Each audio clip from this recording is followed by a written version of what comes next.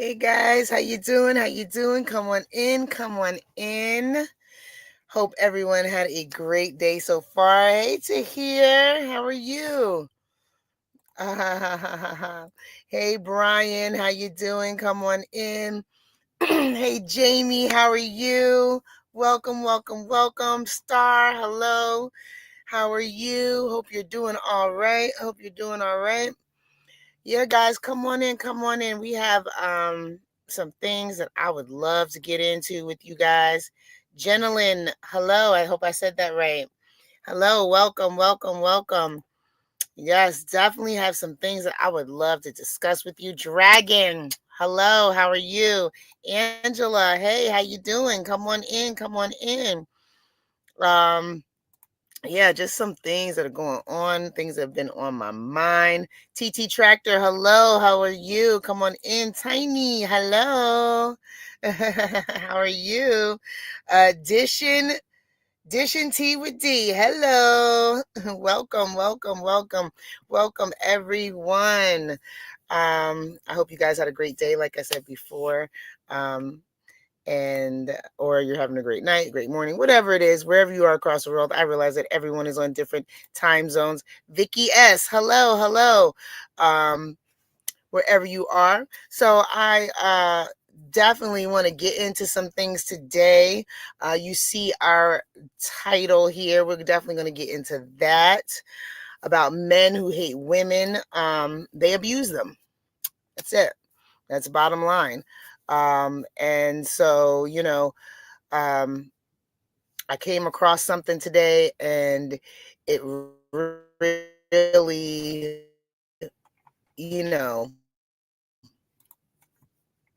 is really interesting, you know, and, it showed the type of men that, honestly, you can't love women and treat them with the amount of hatred that you possibly treat them with. It's not possible. It's not possible. So we're just going to touch on that today a little bit. We're going to get into it pretty quickly, I think. What's going on? Got 4 hours of sleep. Apparently, Bedlam broke out. Oh, really? Um, Oh God, my battery's draining. Listening with earpods while it's charging.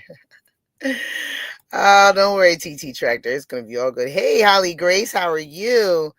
Uh, I'm not sure, Tiny, if I saw what you saw, but I've seen a lot of things. Hey, Margie, how are you? Welcome. And I just want to touch on them. So we're gonna be talking about men today, and in particular, men that hate women. At least for the first segment, and then later on we'll talk about something else. Now, let me go ahead and put this in here. This is not to mean anything that women cannot mistreat men. We're not going to say that women cannot mistreat men, because we know that women can also mistreat men, and that's not right. It's not right if anybody mistreats someone, right? But today our topic is going to be men that hate women. They abuse them. That's just what comes along with it. And there could be a lot of reasons why, men are abusive towards women, right? If you think about it, I'm sure we can name a few reasons why men would choose not to be natural protectors of women, but they would choose to be predators, if you will. Don't know if I can say that. Sorry, YouTube. Murph is not here to keep me in line. So they could be natural predators of women. If you're not, a protector, then what are you? Like, you're probably a predator. That's it. So and we're not talking about, people that are just like we're talking about people that are very egregious with their uh abuse towards women, whether it be verbally or physically or sexually, like just very egregious with their abuse towards women. Any man that is so egregious with their activities toward women in a negative sense, they don't like women, they hate women. And it shows, and there's no reason for a man to behave that way toward a woman. A woman is God's gift to man. If you are, um, understand what I understand. So why would you abuse a beautiful gift that God has given to you in any way, whether it's your woman or someone else's woman or someone else's daughter, someone else's mother, someone else's child? Women were, God's gift to man so that they wouldn't be alone in this world and they would have some help in this world. That is, biblically what man and women represent. And because it is such a precious gift from God, men are supposed to be seen as the protectors of women. So, when a man is not a protector of a woman, when a man is actually the abuser of a woman, or a man is actually the predator of a woman, you have to ask yourself this question. Do these men really love women? And today we're going to talk about it. We're going to hear about it. We're going to chop it up, guys. So you ready? Tiny, I've seen a couple of women that abuse men. Yes, absolutely. And we're not saying that women can't, of course they can. However, hey, Wendy, how you doing? Today, we're talking about men that hate women and, what they tend to do when they hate women, the behaviors of men when they really, really hate women. So that's what we're going to talk about today. We're in no means taking away from women that do abuse men, and that is not right for women to abuse men. No one should be abusing anyone. But, we live in a world where, hatred is rewarded and love is condemned. And so, it is what it is. But we're going to talk about it. We're like the Red Cross. Hey, Colleen, how are you? So we're going to talk about it. We're going to talk about verbal messes with the head. I woke up screaming, night terror. Oh no, I hope you are feeling better. Hey, Valerie, how you doing? I'm out and about, just stopping and say hello. Love you too, Valerie. Love you too. And thank you for stopping in. Yeah, we're gonna jump right in. My oldest daughter went through this as a mother. It was the toughest situation of my life. Thank God she woke up and left him. Yeah. And and it doesn't necessarily have to be in our personal homes. We can see this with how they treat other women. Like, you look around and you see a man being heinous to another woman that maybe doesn't have a personal relationship with them. It applies. It applies because there's no reason for a man to, behave in such a way toward a woman. No reason. Now, if a man is being abused by a woman, then a man, just like a woman, should be able to get out of that situation and leave that woman and, protect themselves from that woman. However, we are talking about, men that typically hate women, and because they hate women, they abuse women in different ways. So, hey, Ariel, how you doing? I am doing all right. Glad you came in. So that's what we're gonna get. That's what we're gonna talk about.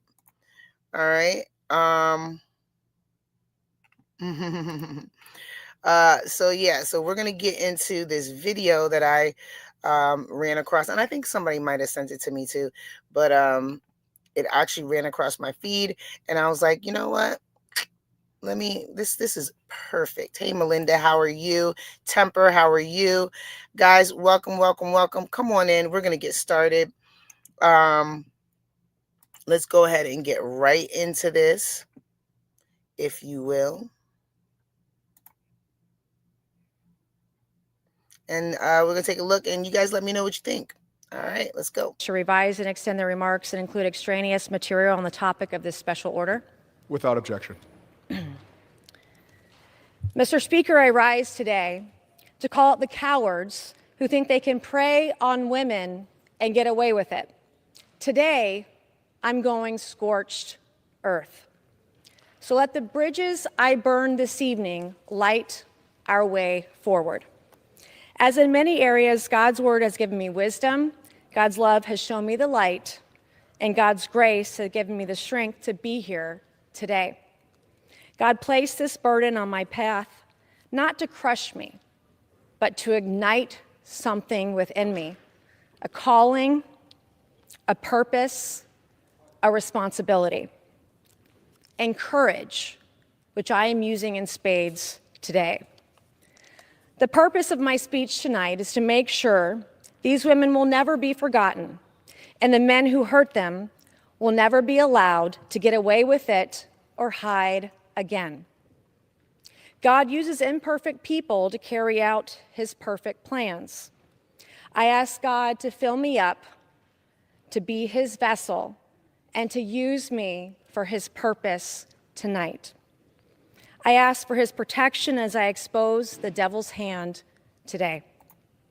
In Jeremiah 6:16, it says, when we're at a crossroads, that we're to look at the ancient paths, look for the right way, and walk on it. When I was saved 5 years ago in church in May of 2019, it was a Saturday night, and I was at a crossroads in life. And when I heard this sermon with my child next to me, he put his arm around me. He said, "Mommy, it's going to be okay. We are going to be okay." And I know that in God's faith, in his wisdom, when I listen, he shows us the way. And tonight it is God who is showing me the right path to take, because this is about truth. This is about unveiling evil that is in the state of South Carolina. And I want to quote Martin Luther King tonight, who said, "The time is always right to do what is right." So what I am doing tonight, I know in my heart of hearts, is right. I'm going to take this Bible a friend gave to me. I'm going to place my hand on this Bible. I swear to tell the truth, the whole truth, and nothing but the truth. So help me God. Today I'm going to free myself from the monster who broke me. Today I'm going to free other women who fell prey to the same man. Today I will free other women further from a group of men who committed the most evil acts against them. I want every woman and girl to know in the country, you have a friend and you have a sister in me. And I will fight like hell for you every day of the week. We must never tolerate abusers masquerading as men of character. Abuse doesn't. And I just want to stop right there because that is a very powerful statement. We should never tolerate abusers masquerading around as men.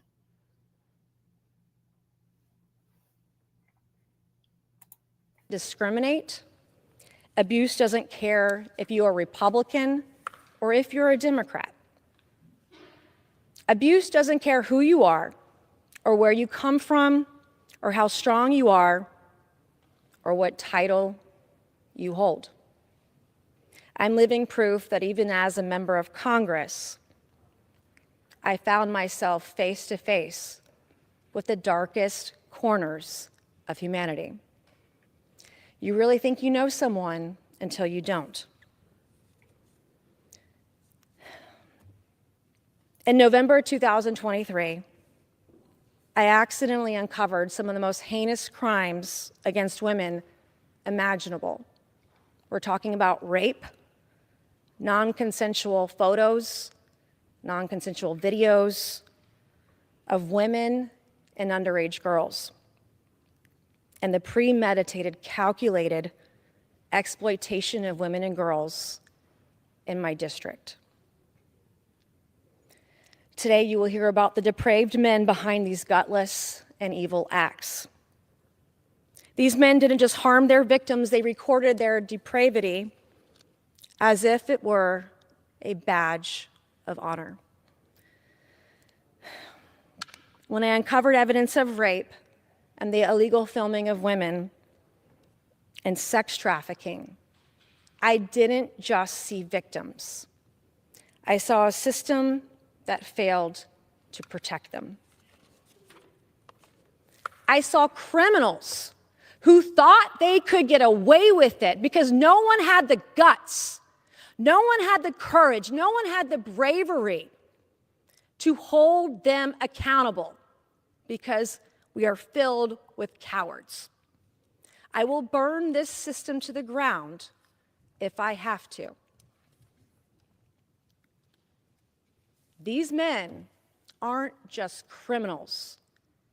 They are predators, and you can see the names and the faces of these predators on this board to my right tonight. These predators are not untouchable. These predators are not invisible, and these predators are not invincible. And today, their names will be tied to their crimes and their cowardice forever. Let me say their names for the record in an alphabetical order. Eric Bowman of Sullivan's Island, South Carolina.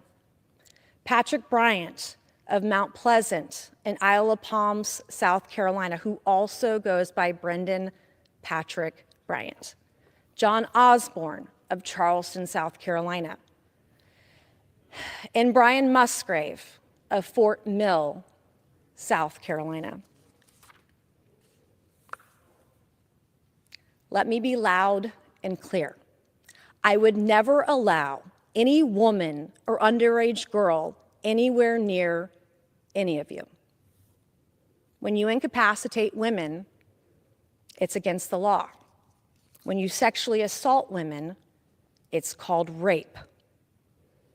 If you film women naked without their knowledge, without their permission, and without their consent, it's called voyeurism. And it makes you a peeping Tom. And it is illegal. When you and your business partners, like these, all business partners, when you and your business partners pay each other and you sexually abuse women, it's called sex trafficking, and it is against the law. And it, by definition, makes you a sex trafficker. Witness intimidation is also illegal. To Eric Bowman, Patrick Bryant, Brian Musgrave, and John Osborne, you have bought yourself a one-way ticket to hell. It is nonstop. There are no connections. So I and all of your victims can watch you rot for an eternity. Today is about justice. Truth has a way of rising no matter how deeply you try to bury it. Tonight is about truth. And that is so true. Truth has a way of rising no matter how deeply you try to bury it. The truth comes out, right? We see it.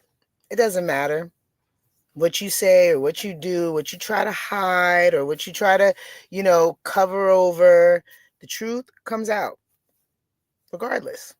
That's what truth does, So we're going to get back into this.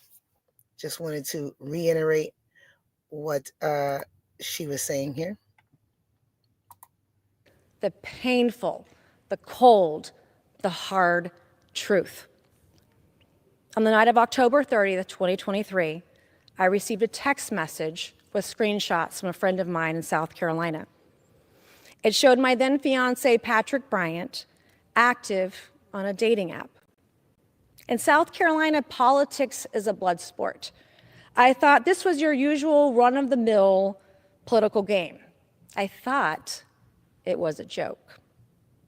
When I confronted Patrick Bryant 4 days later, on November 3rd, the first thing he did was take his phone and put it in a safe and lock it. A safe identical to this one. It was so confusing. I didn't understand, why would someone put their cell phone in a safe and lock it? After more women came forward, I realized this was not for laughs. Soon after, I learned the dating app was the very least of my worries. Let me make clear, I don't care that he was on a dating app. 2 days later, Patrick Bryant put my thumbprint on his phone. One just like this. He put his thumbprint, my thumbprint on his phone. He also gave me the 4-digit code to his safe. The night that I was given legal access to his phone, I opened it for the first time. And what I discovered shocked me to my core. One of the first videos I saw was of a woman. She was incapacitated, and she was being raped.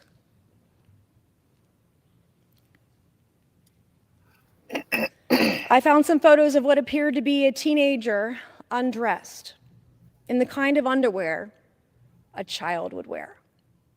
To me, the facial expression of this young woman, young girl, teenager, looked scared and nervous.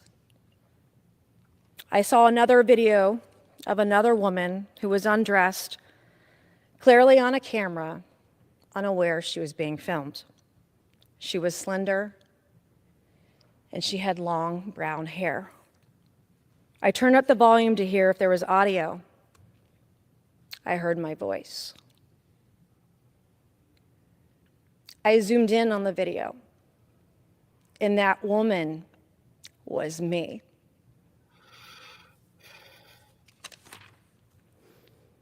My entire body was paralyzed, and I couldn't move. Were my feet on the floor? Was I breathing? I have no idea. I could feel pain shooting out of my heart, out of my chest, drop straight down to the floor like I was in a nosedive. The pain running through my veins wouldn't stop. Time was suspended for a moment. This monster stole my body. It felt like I had been raped. He stole my body without my permission, without my knowledge, and without my consent.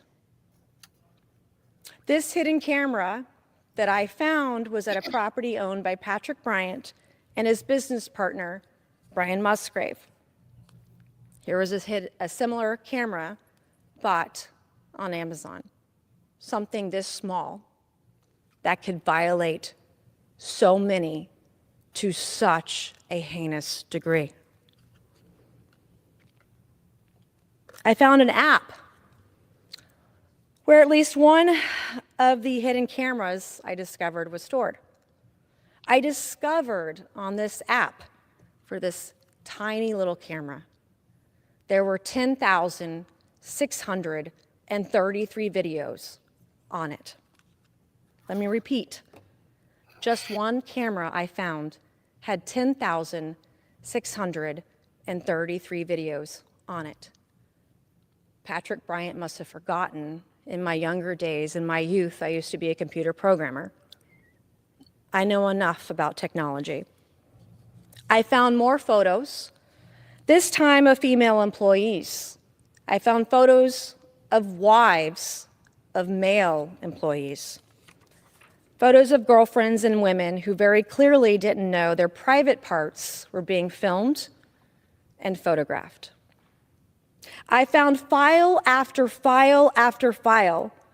Patrick Bryant had upskirt photos of one particular victim, the wife of a male employee, who was also one of his best friends. He took upskirt photos of his employee's wife spanning at least 8 years. He even took upskirt photos of her on their family vacations. And I know she had no idea these photos were being taken because of the way that they were taken. There's no way that she knew about it. I found about a dozen photos in Patrick Bryant's trash bin of underage girls that he deleted in the hours after he gave me access to his phone. I recognized 3 of the underage girls as daughters of some of his business partners, some of them in bikinis. So we're talking about a man that hates women. And not only the woman that you're with, you're not only abusing the woman that you're with because you hate women, but you're abusing another man's woman, another man's wife, another man's daughter. It's just sick. It's just really sick. Like, I don't know what goes through these people's mind. I really don't. And I don't think I want to understand it because I don't want to have that type or level of depravity. If you're a 50-year-old man and you have teenage girls in bikinis on your phone and it's okay, why would you delete them in the hours after your fiance got access to your phone? There's nothing wrong with it. Why would these 12 plus videos of 12 plus photos of these underage girls be in your trash bin? What are you to worry about if there's nothing going on? But 3 of the teenage girls I saw in his trash bin of his business partners were in bikinis. One of these jarring photos of the child of one of his business partners was an underage girl, fully clothed, but her legs were spread open, unaware she was being photographed. Patrick Bryant took this photo from his penis area. In my accidental discovery, I found multiple devices used by him to record women without their knowledge. And that's before I get to what I uncovered with Patrick Bryant and his business partners. The weekend I was giving access to Patrick Bryant's phone, I found evidence that he got a second mobile device. I documented it. Patrick Bryant couldn't transfer these files off his device fast enough. I discovered he was transferring terabytes of data onto another device. I documented it. Patrick Bryant would soon replace his cell phone with a new one. I documented that too. He forgets that I used to be a computer programmer. None of this is conjecture. These are not allegations. These are facts. It is documented, sometimes with metadata. I knew how to get that too. This is what I found, this is what I saw, and this is what I accidentally discovered.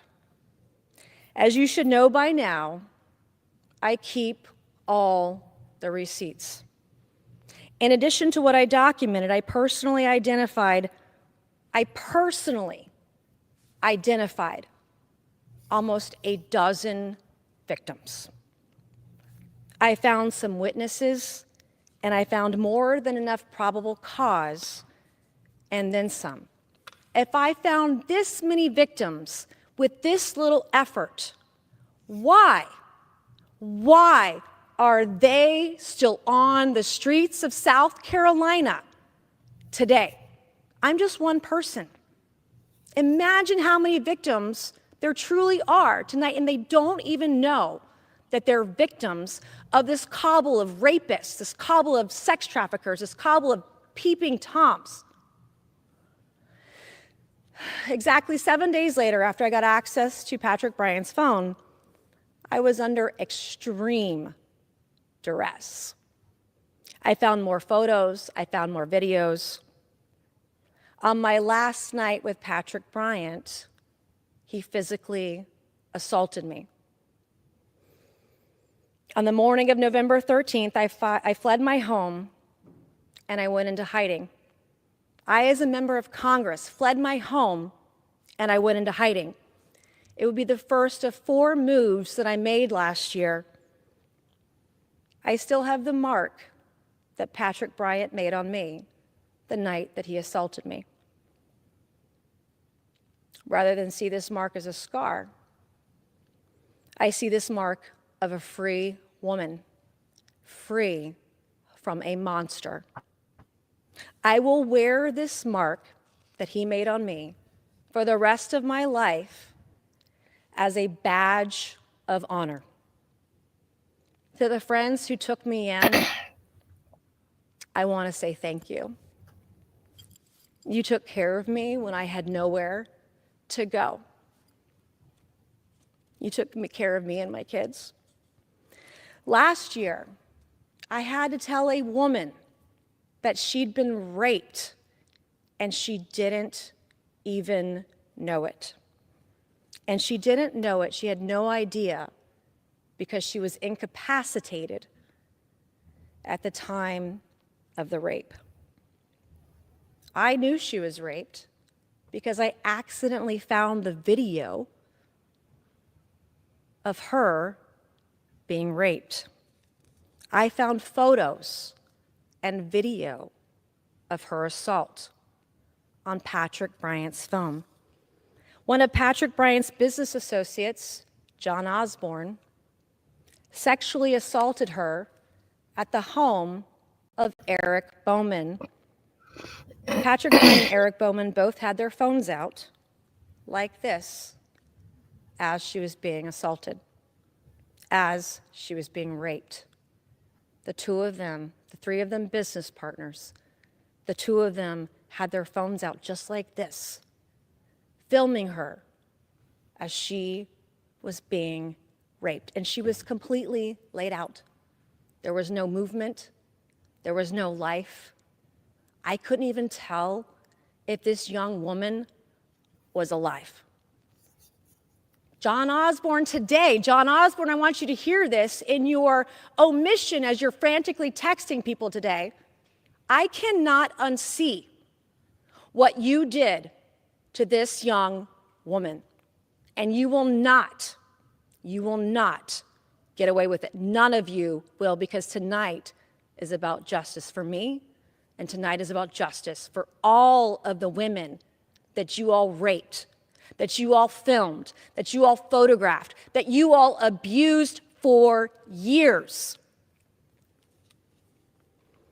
I would later learn that these men, the three of them, Patrick Bryant, Eric Bowman, and John Osborne, planned her rape. It was premeditated. Eric Bowman knew there were children in the home at the time of the rape, and he decided to orchestrate it anyway. But that's not the only rape I uncovered at Eric Bowman's home. In a second video, Patrick Bryant can be seen breaking into a room, his pants undone, ready to rape a different incapacitated woman. Again, laid out. There was no life, there was no movement. I couldn't tell if she was alive. Eric Bowman, his business partner, filmed it. When I informed my children we were urgently fleeing our home as if our lives depended on it, my children asked me if Patrick Bryant had ever raped me. I don't know how children know the inherent spirit of humanity, but my kids knew something I did not already know. Children have a way of knowing evil in others when we don't. In searching for victims over the last year, I met other women who were raped or sexually assaulted by some of these men. The other assaults I uncovered over the last year span over a decade, almost 20 years. In talking to these victims, there's a clear pattern of behavior. Women were incapacitated, they were raped, and someone filmed it. One night in 2022, I found myself at a property owned by Patrick Bryant and Brian Musgrave on the Isle of Palms in South Carolina. Business partners Patrick Bryant and Eric Bowman were both there. I was served 2 small vodka sodas, like this glass right here, 2 small vodka sodas, like anyone would have at their neighborhood restaurant. A short time later, I blacked out. I have never blacked out after having a vodka soda or any adult beverage ever in my life. It's never happened. But I know who has. The women raped on those tapes that I saw, the women raped that I spoke to over the course of the last year. The stories of these women were all too familiar. Now I know why. My memories of that night are just flashes in and out of the dark, flashes in and out of the night. I was raped that night. Was it Patrick Bryant? I don't know. But I was raped. I believe that they purposely incapacitated me. Was anyone else there? Was it filmed? Was it sold on the dark web? I have no idea. But I know what these men do to their victims. I learned firsthand about the weaponization of government going through this trauma because I met it head on.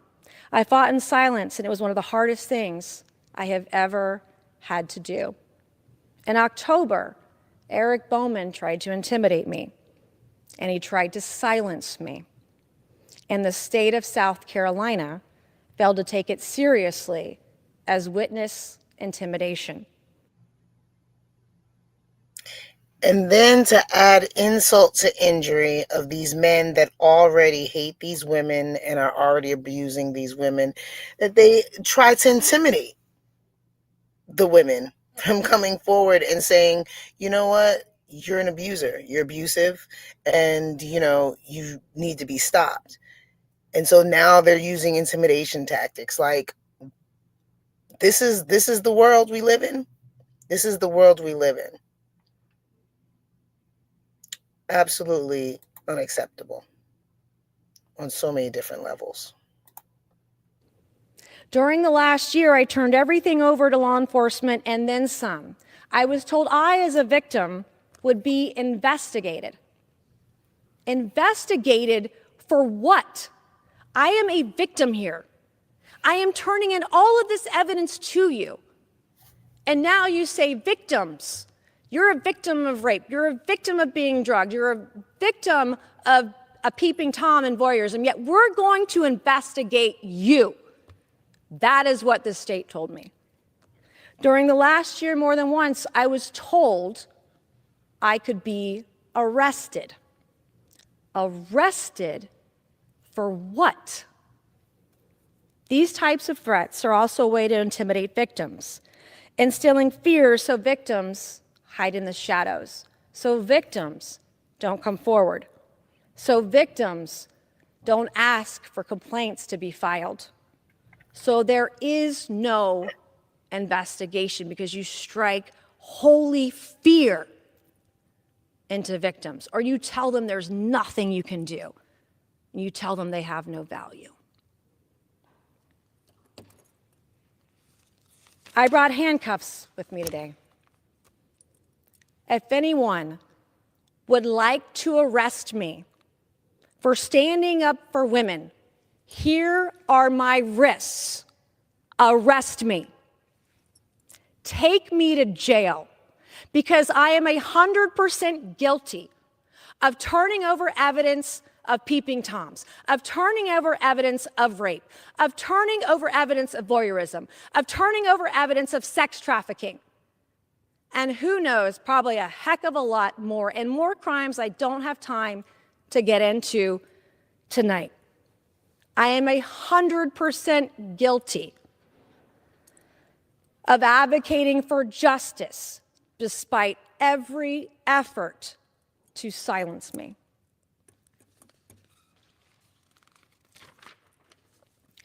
There is a silent battle raging every single day. It's not a problem confined to one race. It's not a problem confined to one religion. It's not a problem confined to one socioeconomic class. It's not someone else's problem. It is our problem. We must face domestic violence, sexual assault, rape, and sex trafficking with courage. We must face it with clarity, and we must face it with compassion. We must also face it with hardcore justice. There is no room for those who think their strength is in intimidating and harming or threatening others. True strength lies in honor, it lies in respect, and it lies in the truth. Real men are protectors, they're not predators. South Carolina's chief law enforcement officer,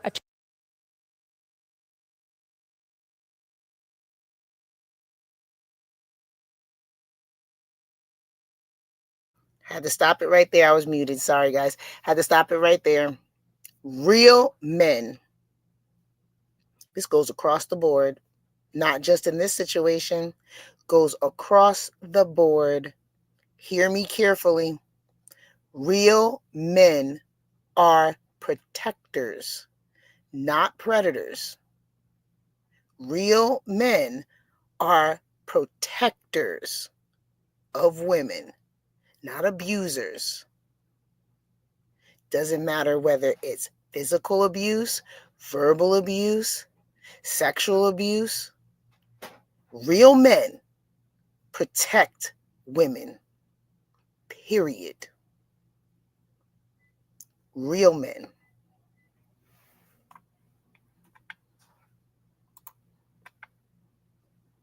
That's all I'm going to say. Attorney General Alan Wilson stated 2 weeks ago tonight that he will let his, quote, record speak for itself. Attorney General Alan Wilson, be careful what you wish for, because your record speaks loud and clear. Women who come forward in your system are treated like criminals. Under your leadership, in your system, and on your watch. Attorney General Alan Wilson, you know there were deliberate delays in an investigation in what I turned over. 228 days of delay, and you know this. 228 days of delay, that's 7 months, 2 weeks, and 4 days of delay to investigate. Once again, today, you are kicking the can down the road like you always do. You are known for it. More days, more weeks, and more delay. Did the Attorney General contact the Department of Social Services when the state was told about a rape that happened in a home with children, when children were at home? No, he didn't. Did South Carolina's Attorney General have any of these predators indicted after being provided clear, cut and dry evidence, including video, photos, witnesses? No, he did not. When the attorney of a victim asked to speak to the Attorney General, Alan Wilson directly, he told the attorney not to send him any information, not to send him any documents. Did the state accept additional physical evidence from me late last year when I stumbled upon it? No, they did not. I was also told my domestic violence incident would not be investigated. In your system, Attorney General Alan Wilson, women who come forward are threatened with investigation like I was. In your system, women who come forward are threatened with arrest like I was. While the law is explicit in protecting victims, in your system, you don't follow the law. I waited 320 days before receiving a victim's rights advocate, and only because I was persistent. I was given a victim's rights advocate 10 months, 2 weeks, and 6 days later. 10 months, 10 and a half months the state waited to give me a victim's rights advocate. What is wrong with you people? So let me remind you, Mr. Attorney General, you have one job, and it is to follow the law. South Carolina Attorney General Alan Wilson, you're not a real man, because real men protect women. I have no respect for anyone who treats women and victims the way you do. I will stand up and stand in the way of anyone who will cause harm and abuse, and you're one of them. You've turned a blind eye to women and girls for the last 15 years. I don't have the luxury of looking away. The larger emotional travesty for the victims here, which overshadows all of these evil acts, is the fact the state has refused to do its job and put these predators behind bars, in effect telling these victims they have no value. Justice delayed is justice denied.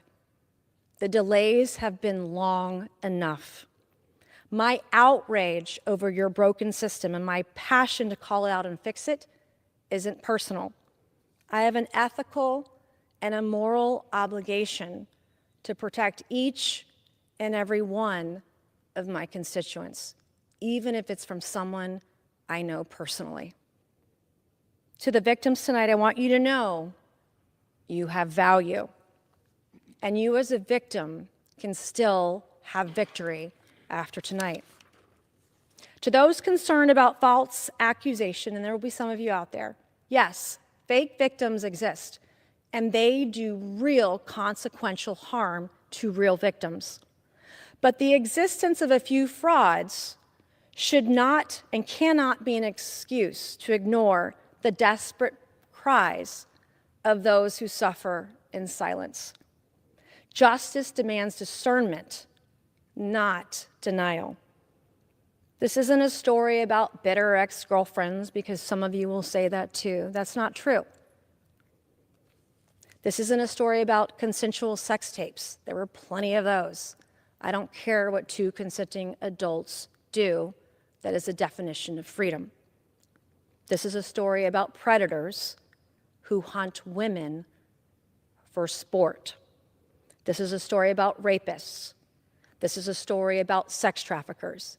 This is a story about peeping toms and voyeurs who have never been called to account or held responsible for their heinous crimes against women.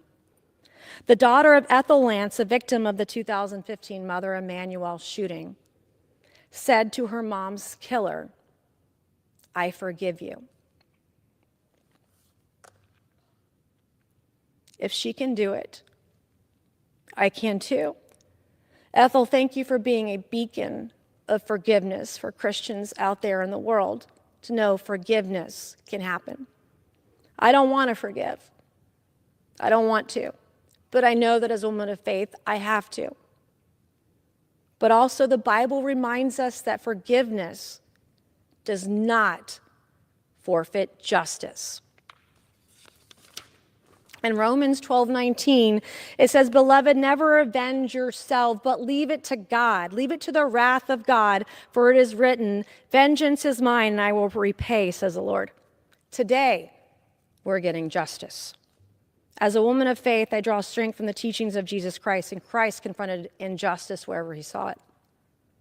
I will not stand silently by while abuse is excused, while it's hidden, and while it's ignored.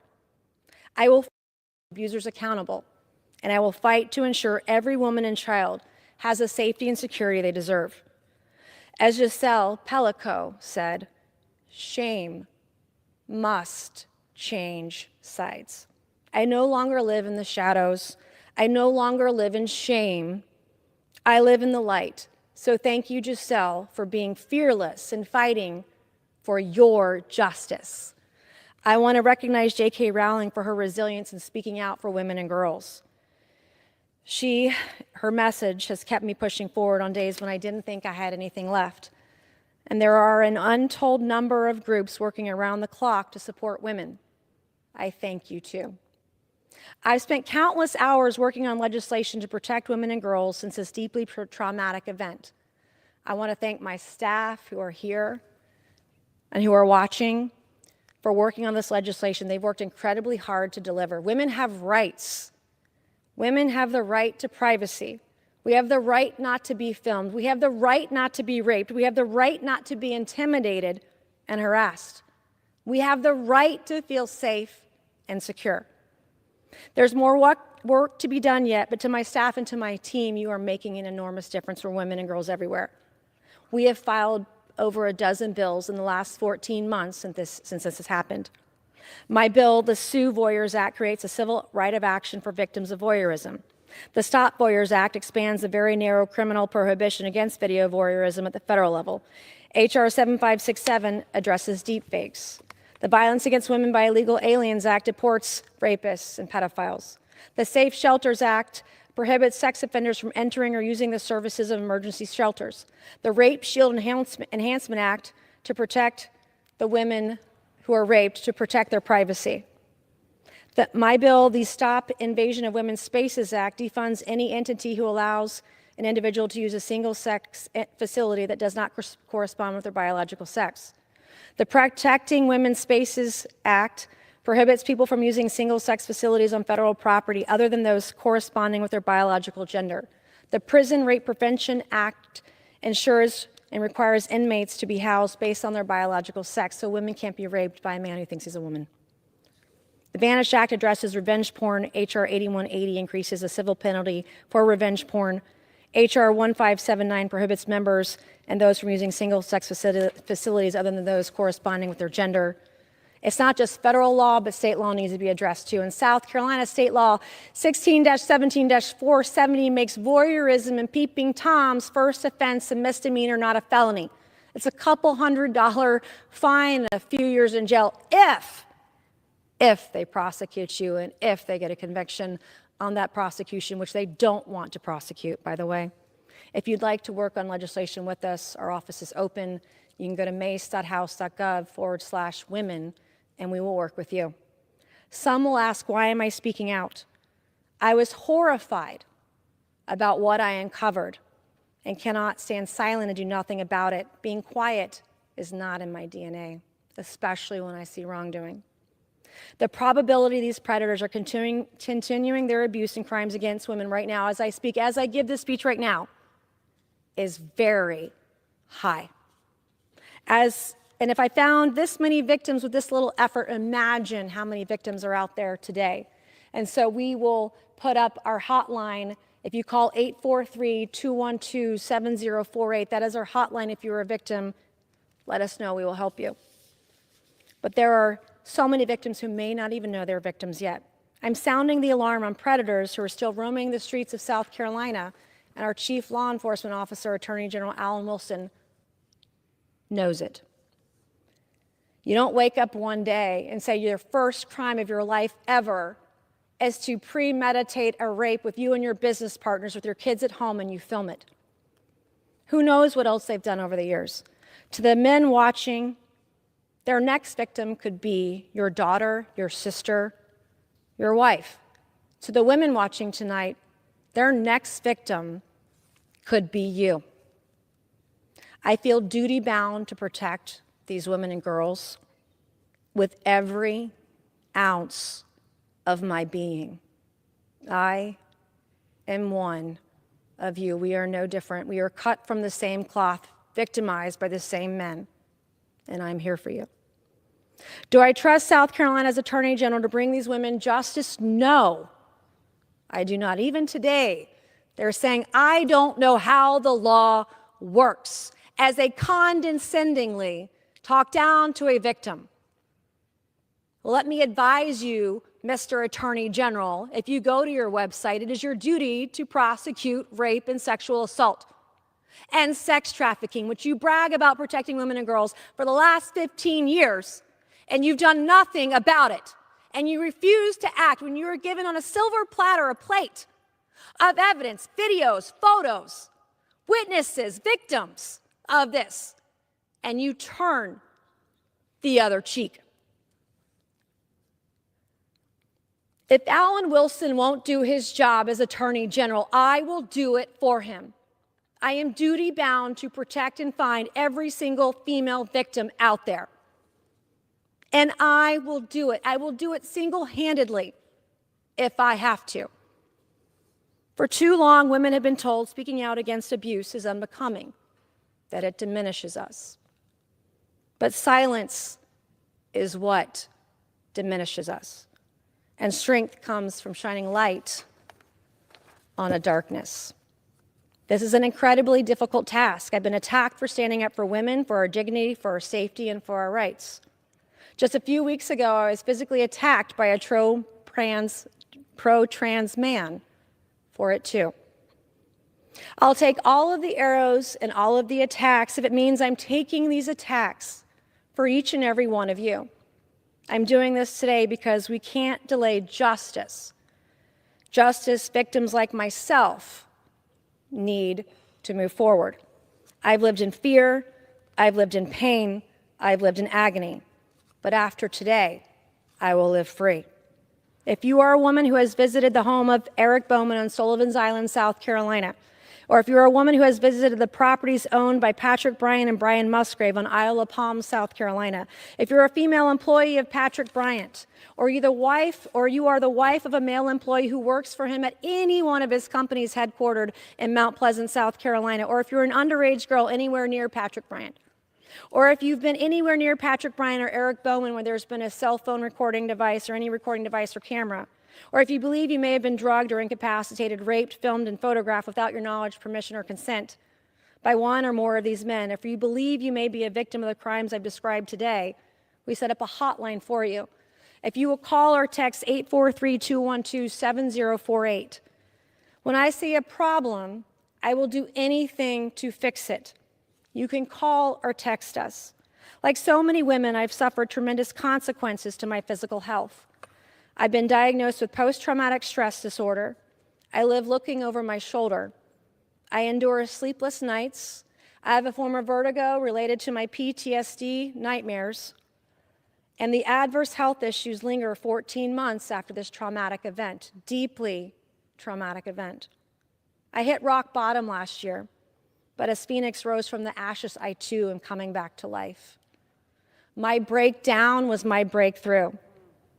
My devastation was my deliverance, and my God was my grace. I want to thank my children who are watching tonight. I want to thank my family. My mom is here tonight. She's up here. I love you. Thank you. I want to thank the Medical University of South Carolina for having one of the best sexual abuse trauma centers in the country. You saved my life and countless others, including some of the victims who are here tonight. To the women behind the scenes who shared their horror stories and who now lurk in the shadows out of real terrifying fear about coming forward, I want to thank you too for your quiet courage. You know who you are, and you inspired me. You inspired me to keep going. Today, as I'm standing here, not just as a member of Congress, but as a woman and as a survivor, fighting as hard as I can for other survivors. I'm going to put this sticker on. My staff made it for me today, for me tonight, and it says in bold letters, it says, survivor. And I'm going to ask this sticker. We have many guests tonight, including some victims. I'm going to ask those who are here on the floor tonight to put the sticker on and the lapel pins we made tonight that say survivor. I will be the loudest voice for those forced to stay silent. Living through my trauma and helping other women through theirs, all of us victims of crimes we didn't know had been committed. Our bodies violated in ways none of us could comprehend. Today is about justice and the belief we should do better, and we can do better for every single woman and girl. I don't want to hear a single excuse about what we can do for women. We can do it, and we can do it now. To anyone doing business with these men, know who you are doing business with.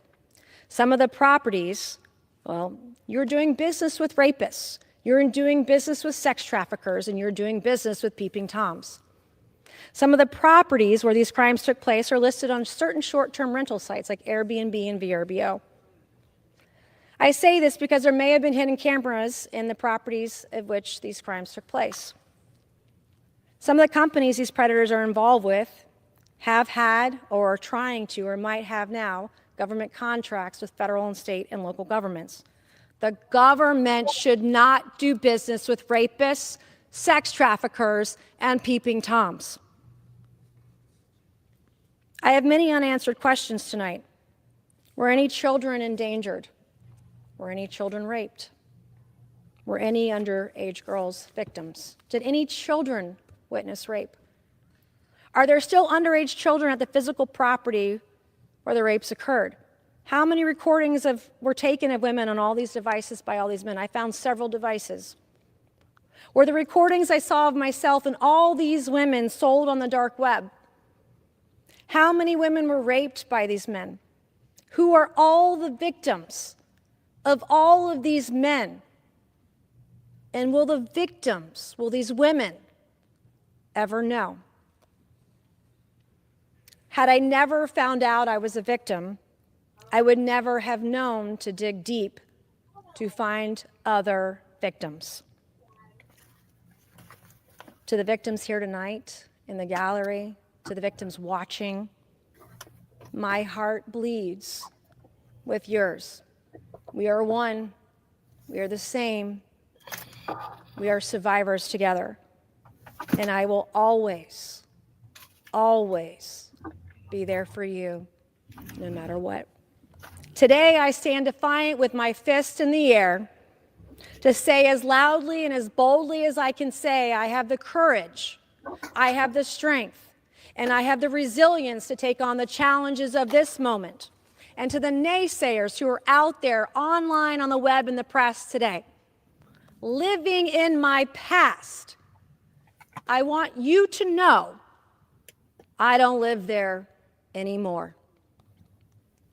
And your lies will never, ever break me. In Genesis 19:26, when Lot and his wife were fleeing Sodom and Gomorrah, God said, don't look back. Lot's wife looked back. She turned right into dust because she looked back when God said not to. Today I am free. Today I'm moving forward. And today I am never looking back. Let us leave a legacy for our children that they can be proud of, a legacy of courage, a legacy of compassion, and a legacy of unyielding justice. Truth doesn't cause the same fear as spin. Truth is peaceful, even in all of its awful and heinous brutality. To the victims of these predators, I pray for your protection. I pray for your courage, and I pray for your resilience. In Ecclesiastes 4, it talks about the strength of a rope, how it's easily not broken. With one strand of a rope, you're weak, you won't survive. 2 strands of rope are better than 1, but even then it's not the best. But when you have 3 strands of a rope, you cannot be broken. So to the women tonight, the victims of these crimes, to women everywhere, women and girls all across the country, I want you to know you have the courage and you have the bravery necessary, the courage required, and the voice needed in times like these to hold those accountable for their horrific abuses against you. Proverbs 27:17 says, iron sharpens iron as one man sharpens another. I want to thank the Citadel for being the iron that sharpened me in my youth. There is power in the brokenness we feel. Ladies, find your death goddess. Find that death goddess energy and use it. It's hard to explain to others who haven't been in this place, who haven't hit rock bottom. But for those of us that have, this death goddess energy is unmistakable, and it's unstoppable. We don't cower, we don't hide, and we don't shrink. We stand tall, and we rise. We are not destroyed. We say no more. We fight back. And when we feel defeated, we fight harder. And when we need nourishment, we seek God's wisdom. Your wound is my wound. Your wound is our wound. Your pain is our pain. And your fear is our fear. This is who you are. This is your spirit. And this is your superpower. No, I am standing on the battlefield with you. No, I am standing in the trenches with you. No, I'm standing in your fight with you. No, I will always be your iron. May God bless the women who fell victim to the abuse of these monsters. May God bless the great state of South Carolina. And may God bless the United States of America and every single woman and girl out there today. In my most humble voice, Mr. Speaker, I yield back.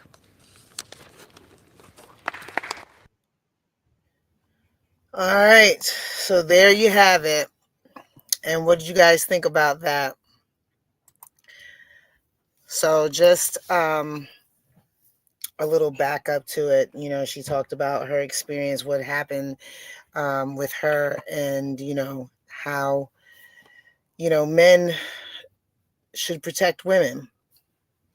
And this situation is such a heinous situation, but we can take ourselves even out of this situation, and say that yes, it's correct, men should protect women. When men should not be predators of women. And men that do hate women, they really hate women, they have no problem abusing women, whether that abuse is physical or sexual or even verbal. And just like she was stating, it wasn't just her who was abused and didn't even know about it. It was, wives of other men. It was children, females, daughters of other men. It, unacceptable, just unacceptable. And so when we think about things like that, we think about, the fact that, there are men out here that don't like women in such a way to where they will, abuse them and use them and, do all types of other heinous things to them. And it's just out of control. And I will say this as well. Men that sit by and watch another man treat women with that type of abuse, they aren't men either. These are not real men. These are not real men. These are cowards. These are very small men. Very small. Not men at all. Can't really even say that you're a boy at this point.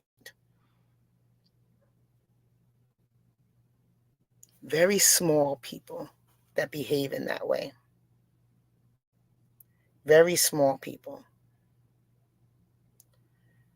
So, at the end of the day, men that do these things, it's not okay. They're cowards. And especially the ones that do it, like she said, you're doing it on a grand stage, like you're showing it off to everybody. Your mistreatment of these women. It's disgusting. You must be very small to feel like that is okay. And men that sit by and watch other men treat women in this way and know other men and support them, support their businesses, they are not men either. They are not men either. This cowardice at its finest. Cowardice. These are not men. Real men protect women. Real men love women. Real men respect women. Real men care for women. Real men care for women.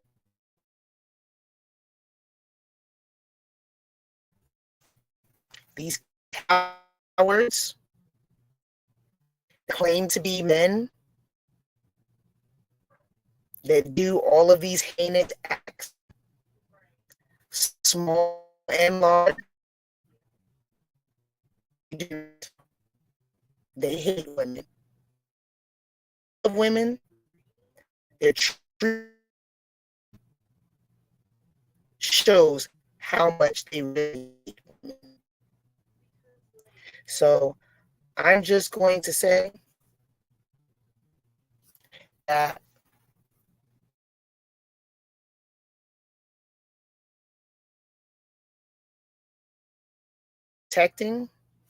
if you're not protecting women and you're abusing them, you are a coward.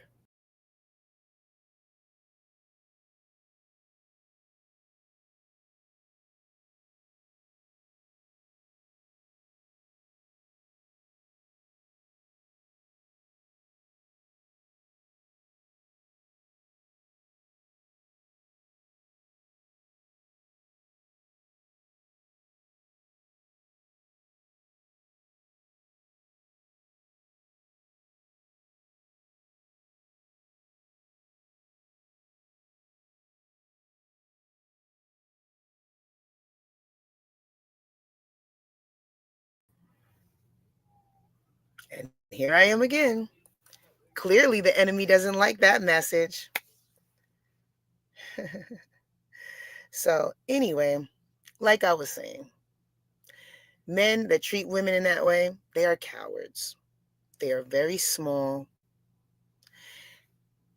And men that watch other men abuse women in these ways, they are cowards also. These are not real men. Real men protect women. Period. That's it. And if you find offense to anything that I'm saying, then we know why you find offense to it. But I, for one, am ready for people to get back to real men and real women that know how to respect one another and know how to treat one another and are not abusive towards one another.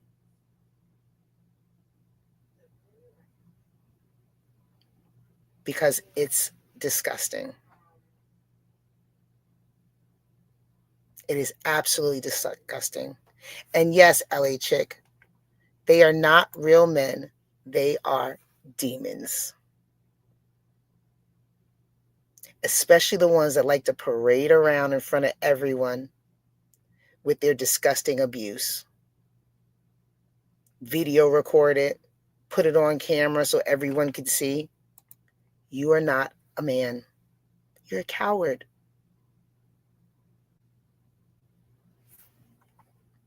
And it is what it is. So, what do you guys think? Let's go to the comment section and see what you guys think. What are you guys thinking? What are you guys thinking? I mean, I think that Booger Man, gross. I think that I think her name was Nancy Mace. She definitely did a wonderful job. And just explaining this, because these men are still walking around, and this is what happens. Like, people don't take it seriously. They're walking around and they're still supporting their business. They're still supporting them as if nothing has happened. Like, this is literally Diddy level stuff. Sounds the same to me. Does it sound any different? And it doesn't. And this is the more elites, the government official type stuff, but we know that it's happening on this level as well, with men that hate women and they abuse them in various ways. We know that it happens on this level as well. So I think it's just time we start calling these men out. You're not real men. I'm sorry. You're very small. That's the way you behave. Because only small men feel like they have to attack women or abuse women or be a predator to women. Only small men and cowards. Because a real man doesn't do that. A real man, like Nancy Mace said, protects women. They protect women. Hard hit, but such respect for her man. Mm-hmm. Mm-hmm. I feel the same way you do, Steph. I mean, I feel like it's basic, but clearly we live in a world where it's not. That was weird. Money talk, Steph. The penalty ain't stiff enough. It's not. It's not. And you know what? The shame isn't shameful enough, apparently. What happened to shame?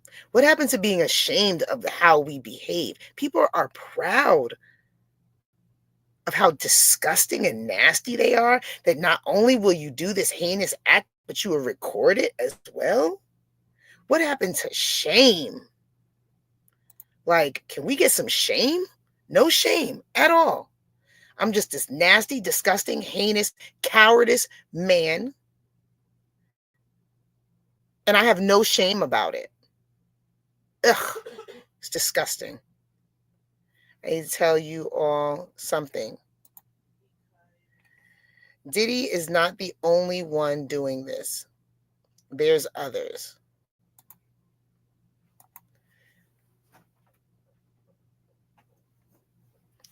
Grandma D. People vote for men like that. Yeah, they vote like that. Men like be president and anything else. Perverts are proud and victims gave shame backwards. I know. The people who are perverted, they are, up in front. And then the people who are not are, the people who are not, who are doing the right thing, they're treated as if, they are the opposite. Like things are switched. And it's like, why? Why are things switched? It's weird. It's weird.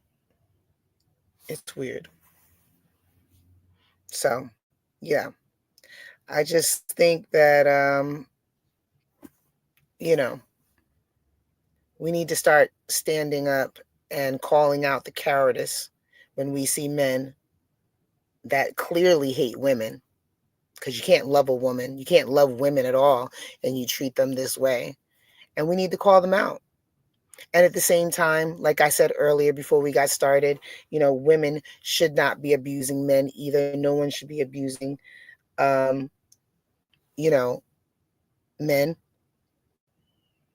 And men should not be abusing women, but especially because biblically, women were a gift for men.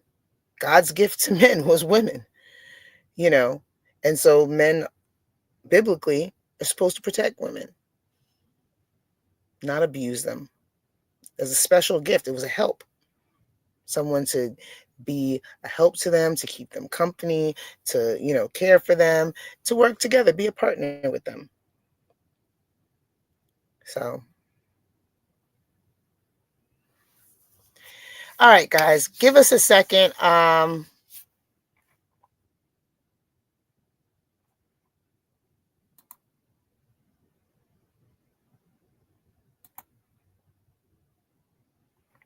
right. All right, guys. No, you can't shame these people. So, I need everybody to relax. We've had some conversations before. Tahir, I took care of it. Let's see what happens. We're going to go through the comments right now.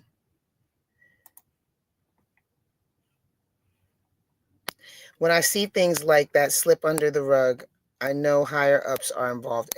Absolutely. And she's a congressman, for God's sake. She is a congressman. Like, it is absolutely out of control. Like, so, just imagine a regular person. Ridiculous. Ridiculous. Jamie, you can't even shame. You can't shame these people. It's like, it's ridiculous. It's sad place where we are today. Yes, it is. Yes, it is. Don't know Debbie Dragon's going to have prayers for her. All right. They make people with DUI put bright plates on their vehicles. Gross men should be pointed out the same way or worse. Don't let them hide neon signs on their right. Could you imagine neon signs on the forehead? Oh my goodness. Absolutely, absolutely. So I saw Mina in here. Mina, you still in here? What puzzles me is how did he children know to ask if he... Yeah, I know, right? I mean, just like she said, sometimes children, that's why I love children. Children are innocent, but they also, can perceive some things that other people can't, because sometimes adults can be blinded by their wants, needs, or, just desires. And children are very innocent in how they see things. So, they can probably see through a lot more, see different, what's the word I'm looking for? A way that someone's behaving, different behaviors, easier than maybe some adults, because we might have blinders on. My grandmother taught me, if someone can't shame, they can't change. So true, Jimmy. Absolutely. No shame, no change. Absolutely, absolutely. Yeah. I mean, I don't know how old her children were. Did she say they were teenagers or they were younger? I mean, the fact that they knew what that word meant, it means I would assume that they would have to be age appropriate to even understand that word. Oh, can I stamp them on forehead? Right. The forehead works for me. Sorry, guys. Give me 1 second.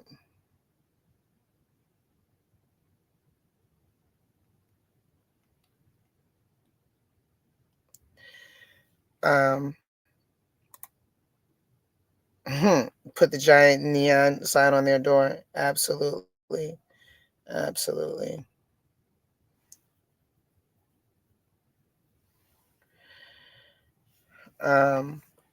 So yeah, so that was our video about that.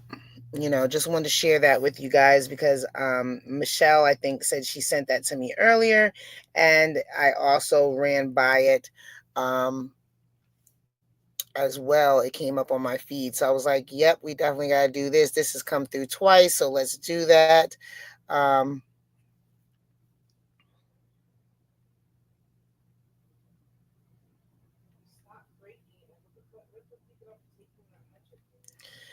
Sorry, guys.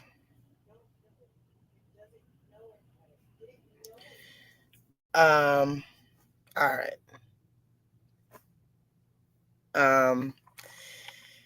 Anywho, yes. So that was a little heavy. Jamie, on my side of the world, they meet a different fate.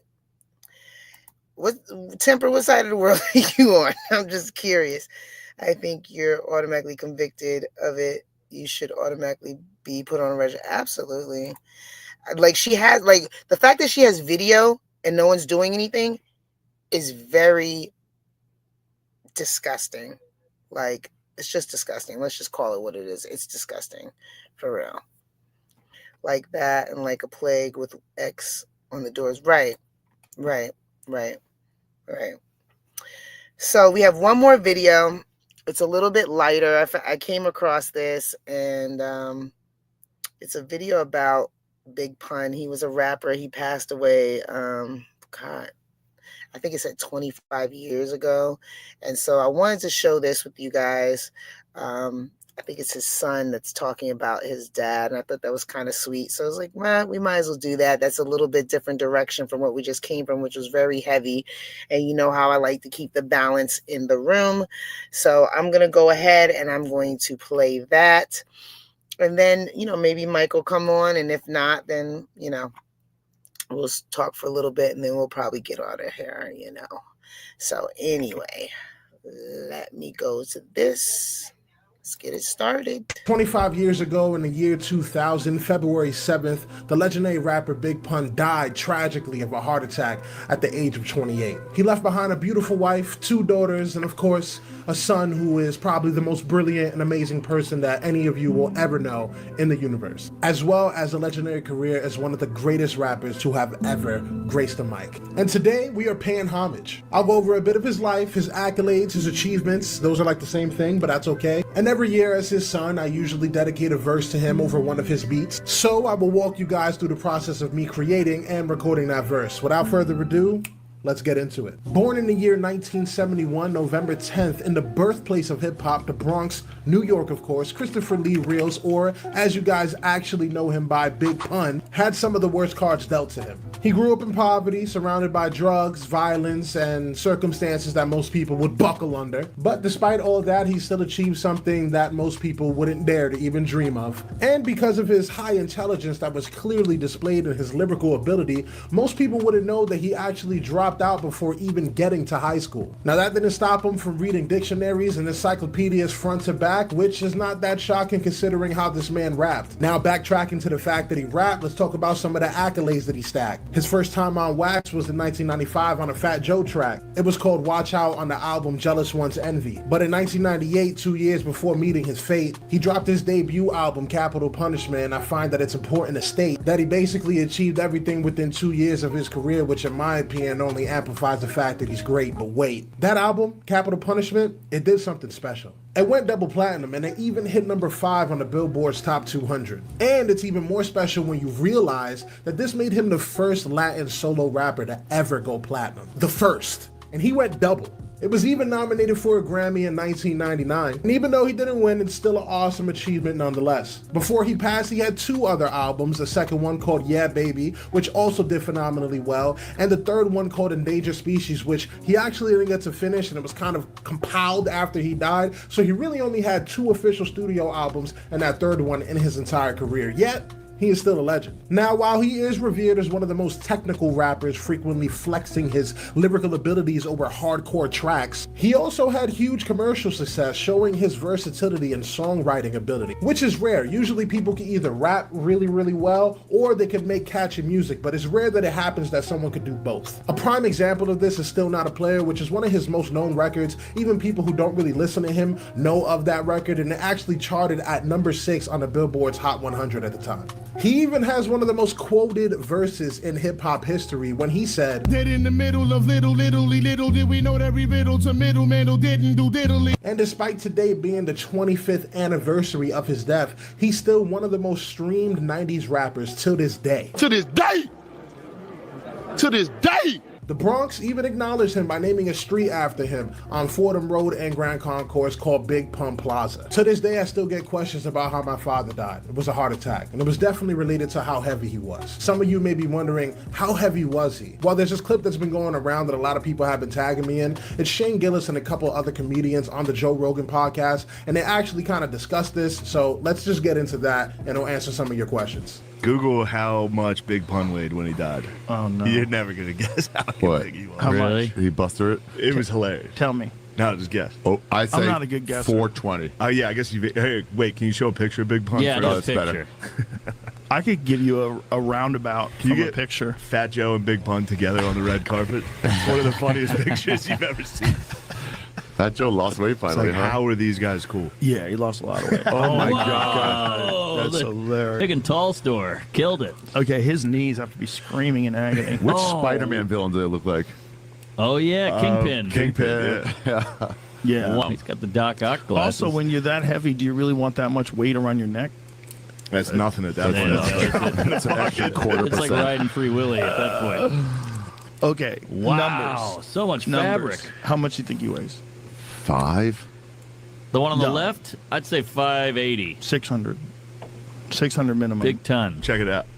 698. Big Ton is crazy. Whoa. That's That looks like a 600 for me. Yeah. He put one 7. foot on 2 different scales, and they both 698. went over the over the total. So yeah, 698, almost 700 pounds. And a lot of people tagged me in this and they were offended for me, which I appreciate, but honestly, I'm not offended, like at all. And that's for 2 main reasons. I'm a firm believer in comedy and making fun of people as long as you don't have malicious intent. These people are comedians, and I honestly just think they were trying to be funny and they were actually perplexed by the size and the visuals. I really don't think they meant any harm by it. Secondly, it brought me joy seeing my father being spoken about. Whether it's for something good like the things he's achieved, or even something bad like his past, or even his weight, I think keeping his name alive and keeping him in the conversation is important. So I personally think it's great that he was being spoken about on a platform as big as Joe Rogan's, regardless of what they were saying. And since today is the anniversary of his death, I implore you all to give him a listen, spin his records, and if you've never listened to him before, definitely give him a chance, and if you have listened to him, just play some of your favorite joints, you know, for the one time. Now, one of my favorite tracks by him, which actually features one of my other favorite rappers, Black Thought,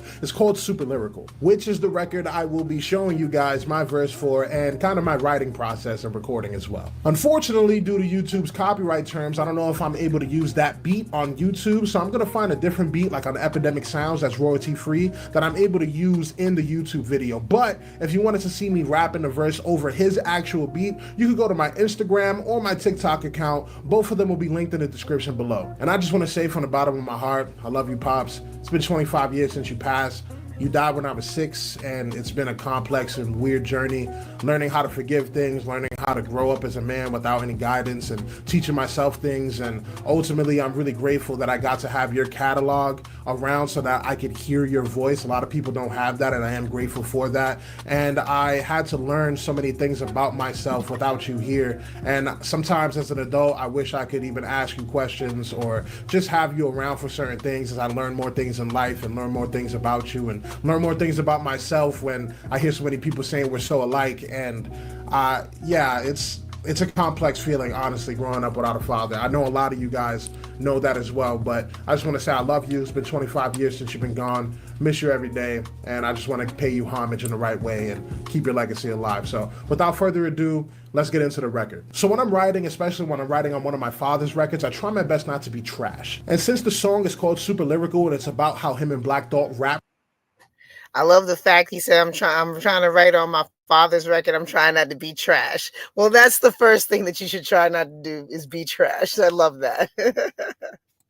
really well. I wanted to start it off this way. So the first line is, oh, you want to talk about rapping ability? Now what we have here is 2 things. It sets the premise, like, okay, we're going to talk about how good I could rap. Also, it's ending in rapping ability. In my mind, 2 things happen. One, I'm thinking, how can the next line be a metaphor in regards to rapping ability? And I'm also thinking, rapping ability, that kind of phonetically sounds like something you could really compound some syllables with, like rapping ability, you know, sometimes I mumble even just to get the next flow pattern. So let's see what the next line is. I'm like a Rastafarian elf with a maxed out agility stat. So with the compounded syllables, we have rapping ability and maxed out agility. Those things happen. And as far as the metaphor goes, I'm like, what has the best rapping ability? Obviously, I'm talking about rapping, like rapping words, but when I think rapping, I'm like, oh, okay, things could be rapped. So when I think about the highest ability of rapping, I'm thinking of elves, because they rap gifts for Santa, and I'm thinking of Rastafarians, because, you know, they could rap other things. So I'm like a Rastafarian elf with a maxed out agility stat. If they maxed out their agility stat, they're going as quick as possible with the rapping. So, you want to talk about rapping ability? I'm like a Rastafarian elf with a maxed out agility stat. Now, the next thing I'm doing is called threading. I believe it's called threading. And that's basically when you start the next line with a rhyming pattern that goes off of the previous line's rhyming pattern. It's something that I've learned. I started doing it throughout the years by myself, and I learned later that it was called threading. And it kind of just helps me tie each bar together in a way that sounds kind of seamless. So with a maxed out agility stat, lyrically black, out like the 13th Amendment. Now what we have here is agility stat, lyrically black, right? So that's the compounded syllables and that's the thread. And then it goes into the line. So I'm saying I lyrically black out. Now blacking out, you're like, oh, you're going off. But I'm like, hey, how can I have a metaphor here as well as setting up another compounded syllable section? So I'm like, blackout. I could talk about maybe electrical currents or stuff with the lights going out or Edison or something like that, but it is Black History Month, so I could possibly use that. Now, the 13th Amendment is the amendment that freed our people, so they let the black out. They let the minorities out. They let the people out. They let them be free. So lyrically black out like the 13th Amendment. You get it? Now we're gonna have some more compounded syllables as well as some threading. The next line. Lyrically black out like the 13th Amendment, my permanent presence get purpose to weaponizing words in a sentence. Let's break that down. Again, threading. Lyrically black out like the 13th Amendment, my permanent presence. That's a thread and it's a compounded syllable. Also, referencing back to the presence earlier, right? And also referencing now, my presence is permanent. I'm free. The 13th Amendment, you freed us. We are here now. We're forever. We're not 1/3 of a person. We have permanent presence here. So it's callbacks to those two lines, plus compounded syllables, plus threading into the next section. Then my permanent presence gives purpose to weaponizing words in a sentence. Let's break that down. More compounded syllables with permanent presence and the end with words in a sentence, but we also have some midway section.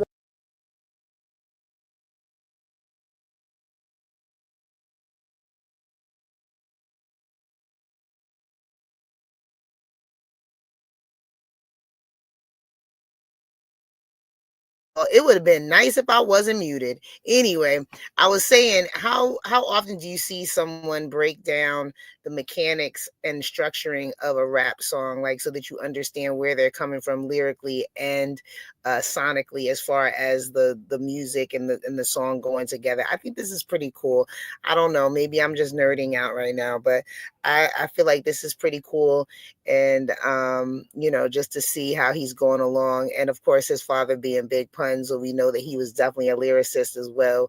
And I've never really thought about it from this point of view, or from this standpoint of how he's building the actual rhyme. So I like this. This is really cool. Rhymes like purpose was in there. Now that's not rhyming the whole thing, but purpose and permanent and those sounds kind of compound and stack, so it's kind of rhyming within a sentence. Also gives purpose to weaponizing words in a sentence. Not only am I talking about how great my rapping ability is, that my words in a sentence are like weapons, that's how powerful it is, but also the power of the words inside the 13th Amendment and amendments, which these are like weapons. These things affect our lives in critical ways. So it's a callback to the 13th Amendment line as well. So the next lines, I kind of do a lot of the inside sentence rhymes. There's a word for it, I forget what it is, but you're rhyming inside the sentence with the syllables, not just at the end now. It gives purpose to weaponizing words in a sentence. Your worth has the girth of a peasant's herd of malnourished pheasants. So we have peasants and pheasants, which is rhyming with the previous sentence's end, which is the word sentence. Then we have worth, girth, herd, and also the first syllable of nourished. And this is also a callback to, again, I'm just talking smack to like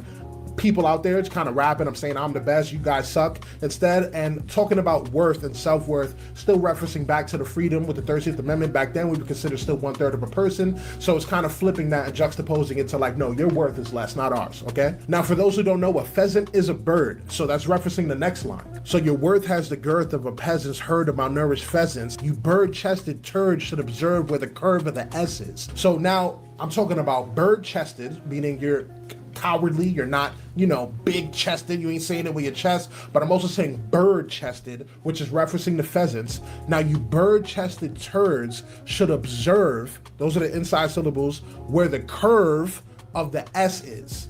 So the S curves. Now who has a S curving on his chest? Superman. I'm referencing the S on the chest because you guys are bird chested. I have the S on the chest. I have the strongest chest around, the biggest heart, the most heart, bravery, etc., etc. Now I just lightly referenced Superman, so there's something I could play with in there, and you'll hear it in the next line. You bird-chested turds should observe where the curve of the S is. No crypto currency currently matches the verbally magic hyperboles heard in these verses for practice. Let's break that down. Now the curve of the S is, that's Superman. Superman was a Kryptonian, so I say no crypto currency. Crypto referencing his Kryptonian heritage, but also flipping it back to worth. No cryptocurrency currently matches. Now I'm going to have a lot of inside the sentence rhyming again, and it's also going to tie back in. No cryptocurrency currently matches the verbally magic hyperboles heard in these verses for practice. I'm saying it's easy to do this, and no amount of money in cryptocurrency, Bitcoin, whatever, can match the pricelessness of the words that I'm rapping right now. It's a lot of just bigging myself up, but that's the point of the song, I believe, and the point of the verse. And now we're gonna keep the same rhyme pattern going. Sometimes I like to extend a rhyming pattern pretty long because it gets kind of impressive when you're like, oh, he's still going with that same scheme. So the next lines I kind of do that. So no crypto, currency currently matches the verbally magic hyperboles heard in these verses for practice. On average, if they say that they have this, they fervently cap it, and I prefer to personally clap them and ask for a round of applause. So we have threading again, verses for practice. On average, if they say that they have this, they fervently cap it. They don't have what I have. This whole verse has been comparing me to them, the ambiguous them, of course, but still it's comparing me to them, saying how I'm great, how you're not. So if they say they have what I have, they're capping fervently. They're capping it to the highest degree. They're lying about it. I go on to say, and I personally clap them and ask for a round of applause. It's a pretty basic bar. Not every bar is ridiculous, but you know, it's there. So clap them, like beat them up. But when you clap, you're getting a round of applause. And I'm saying, hey, I'm so great, I'm gonna beat you up, and you guys are gonna applaud me for it. Verbally, of course. Then the next line, a slight thread, ask for a round of applause and pause for dramatic effect. So with that, I'm setting up the next rhyme scheme. So I'm saying, and pause for dramatic effect. Pause, like pause, putting my pause on you, but also hold on. And we're gonna do this for the dramatics, all right? And also dramatic effect, that's the next rhyme scheme. That's the next thing that we're rhyming with. So let's hear where it goes. Then pause with dramatic effect, then it's back to the X, like slept with a previous partner, deceiving Siddhartha. Let's stop there for a second. Then it's back to the X. Back to the X. Now the X is where I was born, where my father was born. That's what a lot of people call the Bronx, especially when they're from there. We call it the X sometimes. So it's back to the X. It's back to where we're from. But I'm thinking, again, how can I make this more complex? How can I make it a metaphor? How can I make it less basic? So back to the X. What other situation? Now I'm thinking, maybe I could do something with X-Men. Who left the X-Men and maybe came back? Who betrayed them and brought it back? But I'm like, that's kind of gonna lead to a whole other scheme, and I don't want to stay on this too long or stay too long in like an X-Men world because I feel like I would have to build that. So I'm like, oh, going back to your ex, like you're going back to your ex-boyfriend or girlfriend or wife or partner, whatever. So I said, then it's back to the ex, like slept with a previous partner. Now you know where I'm going with previous partner. Previous partner, you know I'm gonna have some compounded syllable rhymes with it. And this next scheme is a little complex because I build up a triple entendre, and entendres are when something means two things at the same time.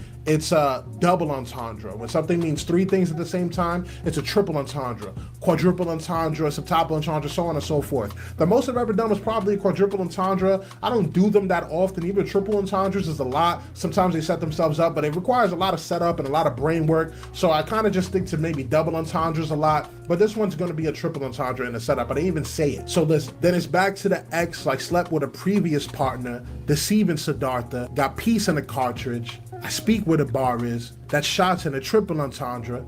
Let's break that down. Obviously, building off a previous partner, we got deceiving Siddhartha. But who is Siddhartha? And why did we deceive him? Siddhartha is the first name of Buddha. When you think about Buddhism, you think about achieving peace, inner peace and tranquility, oneness, nirvana, all of that. So I say deceiving Siddhartha, got peace in a cartridge.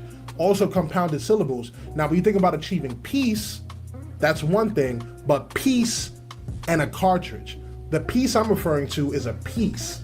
Now that's a dual meaning and a cartridge, just to build on the fact that I have a piece. So I deceive Siddhartha because you think I'm talking about peace, but I'm talking about peace.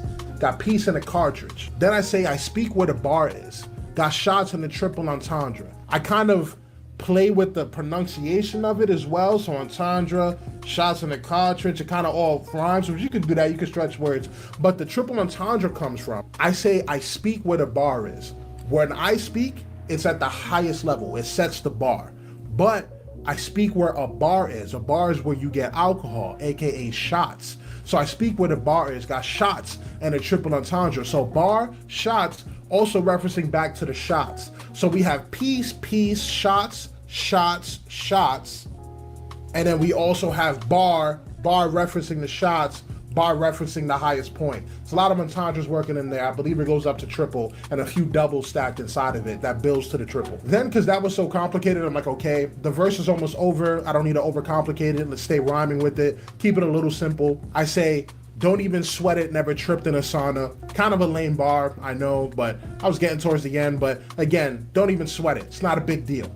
but I'm not sweating it. Never tripped in a sauna. Saunas is where you sweat a lot. Some people fall. I never did. I stay on my feet. Your boy don't ever fall. I got the balance of a gymnast, the agility of a cat. I got the precision. So yeah, after tripped in a sauna, I say, a Chris is upon us. I should have a symphony and get bans for what I represent lyrically, cause, and then after that, the original beat goes, lyrically, I'm supposed to represent. So it's like lyrically, cause lyrically, I'm supposed to, it goes into the hook part. But let's break that little section down really quickly. Again, don't even sweat it, never tripped in a sauna. You get that, not a big deal, just a little bit of a bar. Then I say a Chris is upon us. I'm a junior. I'm Christopher Lee Reels Jr. My father was Christopher Lee Reels. A Chris is upon us. Referencing, hey, Chris's are great. I'm Chris, he's Chris, I'm on his beat, we're both here. And because there's more than one of us, the next line, I should have a symphony. It should be more than us. Symphonies are usually played by a band, but also band in some slang means money. Bands, you know, bust the bands, that stuff. So I should have a symphony and get bands for what I represent lyrically. I should have people cheering for me. I should have a band playing for what I represent lyrically, and I should be getting paid for it. Then it goes into the hook. So that's basically the verse. I know, not that crazy, pretty simple. I'm low-key an amateur, but I'm gonna record it, and then I'm gonna show you the verse over the beat. Okay, so the software that I'm using to record in is Pro Tools. A lot of people use whatever they want. I personally been using Pro Tools to record myself. I'm not a master engineer or anything. I just learned enough to be able to record myself when I want to get stuff out quickly. I usually send stuff to someone else so they can mix it. My engineer that I usually use, he's also an amazing artist, and my go-to engineer, his name is Lef. Awesome dude, but he created a template for me. So you see here, I have Chris template. Now, it's incomplete template because it doesn't have everything on it, but it's a template that when I record, it actually records in a little smoother. So it's not just a raw vocal, it has some effects on it already. So it kind of comes out sounding kind of lightly mixed, and it's something that I could just put out right away that isn't like on an album or something that needs mastering. Can you imagine what music and entertainment will look like when we get all this nefarious activity out of it, all this quid pro quo out of it, all of this, oh, you can't make it unless you do this for me, and we just take the talent and we just put it up front? Can you imagine what entertainment and music can possibly look like? Like, we are at a point in life where we might actually get a chance to tear it all down and redo it right, with talented people that just want to make music, that just want to make entertainment, and don't want to be in the middle of all this craziness that has this demonic stuff that, you know, pay for play or whatever the heck that they have to do. Like, could you imagine what music will look like and feel like? And yes, Ms. D, I just got your email. Yes, we talked about this yesterday. Definitely check it out. Kendrick Lamar, I felt it was an awesome Super Bowl halftime. Yes, very educational and informative, and just a feel-good vibe. Nobody was, you know, half naked. Nobody was doing demonic signs or anything like that. Everybody was fully clothed. Everybody was respectable. It was, you know, they represented, you know, Black History Month, which is February, represented American history, which is, you know, where we are. It was just great. And I feel like everyone should have enjoyed it. If they didn't, oh well. You know, sometimes you got to get back to the simple things, and you just got to, you know, appreciate what you could get. But for me personally, it gave me the greatest of vibes. I felt like it brought me back to almost like childhood, when we used to, you know, wait to go to see these shows because we didn't have TV all day, and it was just so exciting and it was so great. And I think Kendrick did an awesome job. So yes, we did talk about this yesterday and go over all the little all the messages that you could find within his performance, which I think was great. And so, you know, definitely big shout out to Kendrick, and thank you for giving the world back some great music and entertainment without the BS or anything like that. So a little shortcut, if you want to hear your stuff and not sound super raw and trash, I'll put a template. So we're just going to name it 2025 Big Pun tribute. So again, I already have a template set up. Down here, it's gonna have all the effects that I have already playing, and over here is already set up. Usually when you open up Pro Tools Raw, it doesn't look like this automatically. You're gonna just have like a basic track, and you gotta open up a track for the beat, you gotta open up a track for your vocals. I already have it all set up, so it's kind of quicker for me. Now I managed to find a beat on Epidemic Sounds that is royalty free. That was around the same BPM as the original Super Lyrical beat. So we're gonna rap over that. You're not gonna be able to hear this playback. I will. I don't have it set up where you can hear the playback inside, but I will be able to show you guys the final product. You can probably hear it a little bit if I bring the mic down. I'm just going to go ahead and enable this main track here. This is the track where I'm gonna be recording into. And then in order to record, I gotta also press play here. There's probably a better way to do all this, by the way. Again, I'm an amateur with Pro Tools. I just know enough to record myself, lightly chop it up, and to go on. Okay, so I'm gonna mess up a lot. I'm gonna do takes. If I like a section of it, I'm gonna do a punch in, and I'll show you what a punch in is when I get there. So let's get into it. See, I messed up already. Let me go earlier so I can I'm just starting from the top so I can catch it properly. You want to talk about rapping ability? I'm like a Rastafarian elf with a maxed out agility stat, lyrically black, out like the 13th Amendment. My permanent presence get purpose to weaponizing words in a sentence. Actually, I like how I was coming a little staccato there. So weaponizing words in a sentence, permanent staccato, more like choppy. So I'm gonna try that one more time. I'm also gonna make sure I get the ad-lib in the beginning, and then I'm gonna punch from there. My permanent presence gets peppers to weaponizing words in a sentence. I said purpose. All right, one more time. You want to talk about rapping ability? I'm like a Rastafarian elf with a maxed out agility stat, lyrically black, out like the 13th Amendment. My permanent presence get purpose to weaponizing words in a sentence. All right, and the key there is to not ending it like you're ending, because there are more lines, and your intention is to punch, but you don't wanna make it sound like it's over. So I hope I did that. I'm gonna listen to it back one time. Nastiness. So I'm gonna actually zoom in. I'm gonna chop this right here. Basically, I select that. I just press B. It creates a break. Select that. Delete. I'm gonna delete this as well. Now I'm gonna zoom. Now I'm actually gonna go to. I'm gonna unselect this so that I can keep this recording track up here. I'm gonna select the one under it. So when I punch in here, I'm gonna start here and I'm gonna pick it up after here, and you're gonna see it's gonna record on this track, and then I'm gonna combine these two tracks afterwards so that it's on one track. So I gotta mark where I stopped that sentence. So I'm gonna come in with your girth. Wow, that sounded crazy. But I'm gonna come in with your girth. Oh, that sounded crazy again. Your worth has the girth. I'm gonna come in with your worth has the girth. I'm not coming in with your girth, okay? Gosh. It helps also to say a little bit of the line beforehand. I don't do it when there's enough of a break, but you kind of want to match the tone. You don't want your voice to be very different from the previous take. And sometimes if you start the new take without saying some of the lines of the previous one, you can kind of mess up and sound more different than you wanted to from the first one. So I'll come in a little bit beforehand and then chop that out. Words in a sentence, your worth has the girth of a peasant's herd, and my nervous pheasant's bird-chested turd should observe with a curve of the S's, no crypto. Currency currently matches the verbally magic hyperboles heard in these verses for practice. Let's hear it back. Okay, so towards the end where I say practice, I'm actually losing a little bit of breath. So what I'm going to do is, I like how it was up until crypto, right around here. So right there, no crypto. I like the way it sounded. So I'm gonna zoom into this part right here where it says crypto. I'm gonna zoom in. So this is where it ends. That's the breath right there. So I'm gonna zoom in even further so I make sure I don't chop off anything with crypto in it. Now you can see where it kind of goes flat. This is the end of the word crypto. I'm gonna leave a little bit of space so it's easier to blend the next line. And I'm gonna break that. And then I'm gonna delete everything after.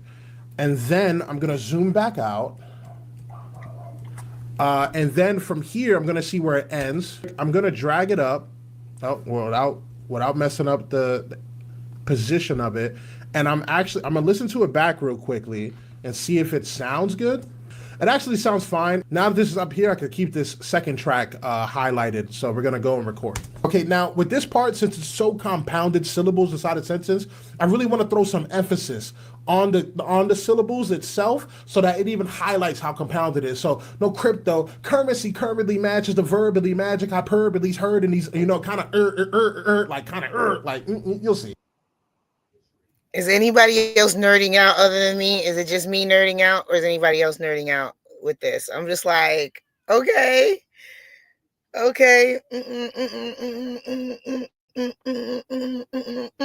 That's how I feel right now. sorry. Let me play it. Says no crypto, currency currently matches the verbally, magic hyperboles heard in these verses for practice on average. If they say that they had this, they fervently cap it, and I prefer to personally slap them. Ask for a round of applause. Pause for dramatic effect, and it's back to the X like slept with a previous partner, deceiving Siddhartha, got piece of the cut. All right, I went a little too far there, but we're gonna see what part of that is good and where we can punch from. I'm gonna stop after average. So average is right here, ends there. That's the breath. There's a pause there. It's good to punch at a pause, Practice on average. If they say that they have this, they fervently cap it, and I prefer to personally clap them and ask for a round of applause. Pause for dramatic effect, and it's back to that X like slept with a previous partner, deceiving Siddhartha. Piece in the cartridge got. It's gonna be a tight punch, but since that part is pretty breathless and I want to come correctly, I'm gonna have to punch after deceiving Siddhartha. So let's hear that. It's kind of tight though.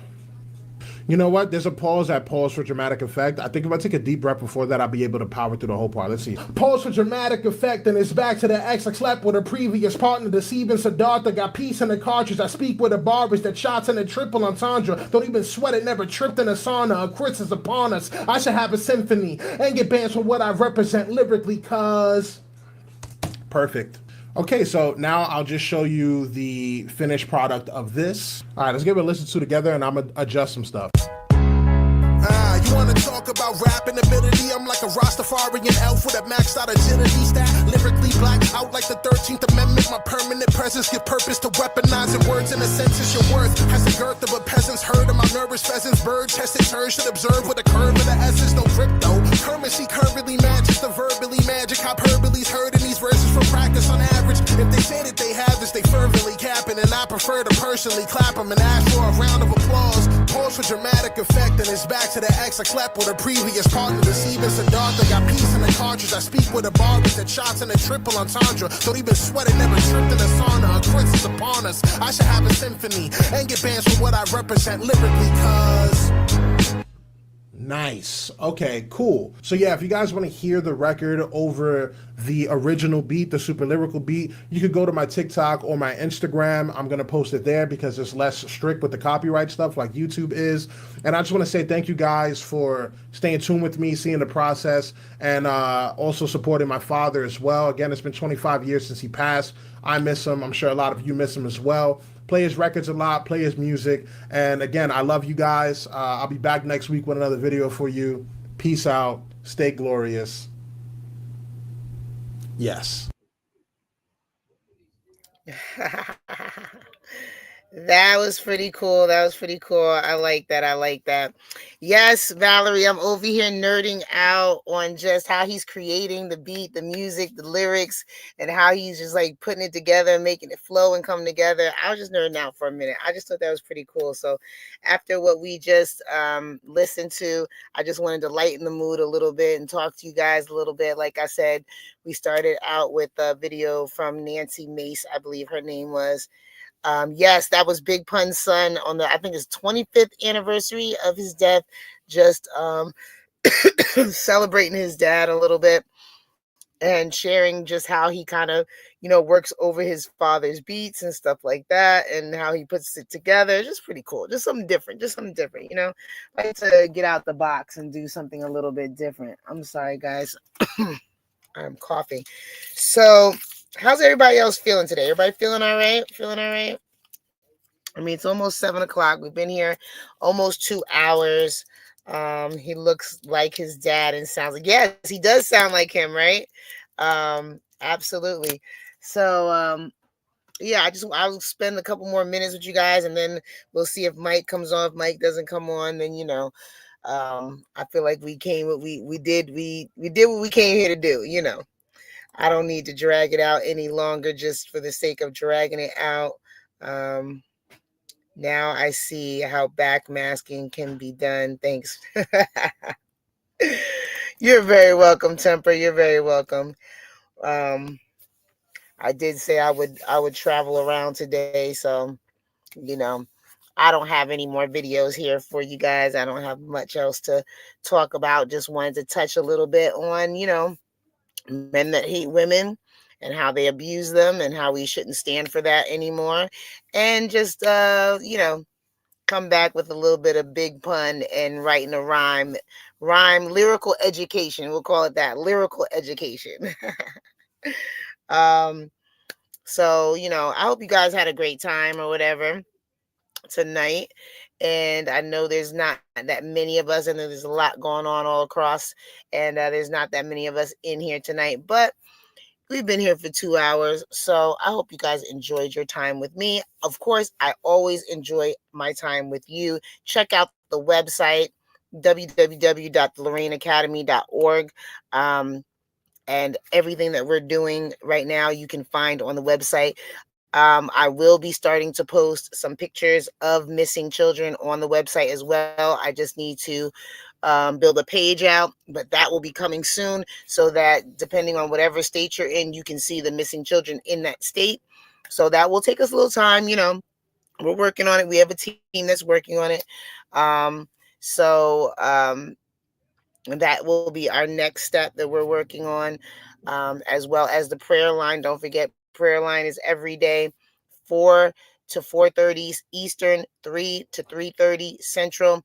Check the rest of the times on the website. It has all the times and it has the Zoom information, so you can just click and go into it.